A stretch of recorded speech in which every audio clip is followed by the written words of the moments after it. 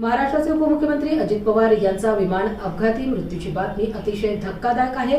सडेतोड बोलणारे, सर्वसामान्यांना दिलासा देत कार्यकर्त्यांना सांभाळणारे आणि वेळेला महत्त्व देणारे नेते म्हणून अजितदादा पवार यांची ओळख होती। या दुर्दैवी अपघाताचे उदाहरण समोर ठेवून प्रत्येक नेते, मंत्री यांनी घाई गडबडीत विमान प्रवास न करता काळजीपूर्वक करणे गरजेचे आहे। विमानाची तपासणी करून ते विमान वापरात आणले पाहिजे। अपघाताला कारणीभूत ठरलेल्या बाबी व हा घात आहे की अपघात हे सखोल चौकशी दरम्यान समोर येईलच असे म्हणत महाराष्ट्राच्या राजकारणाला सदैव स्मरणात अजित पवार हे राहतीलच व विमान अपघातात मृत्यू पावलेल्या सर्व मान्यवरांसह उपमुख्यमंत्री अजित पवार यांना धाराशिवचे सामाजिक कार्यकर्ते गणेश रानबा वाघमारे यांनी श्रद्धांजली अर्पित केली। आज राज्याचे उपमुख्यमंत्री माननीय अजितदादा पवार यांचे सकाळी दुःखद निधन झालेलं आहे।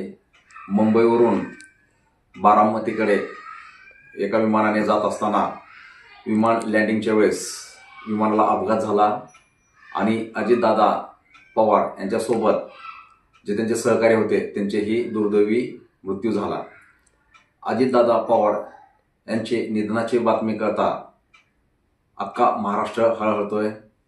एक मनाला कुठंतरी जाणवतं की आपला एक म्हणजे एक चालता बोलता व्यक्ती निघून गेले।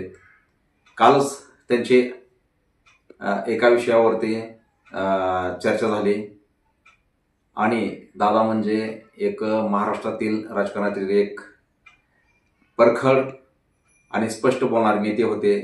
कार्यकर्त्यांना सांभाळणारे होते, कार्यकर्त्यांना जाणणारे होते आणि सर्वसामान्य माणसांना आपलंसं म्हणून एक विचारपूस करणारा असा नेता आपल्यातून निघून गेलेला आहे।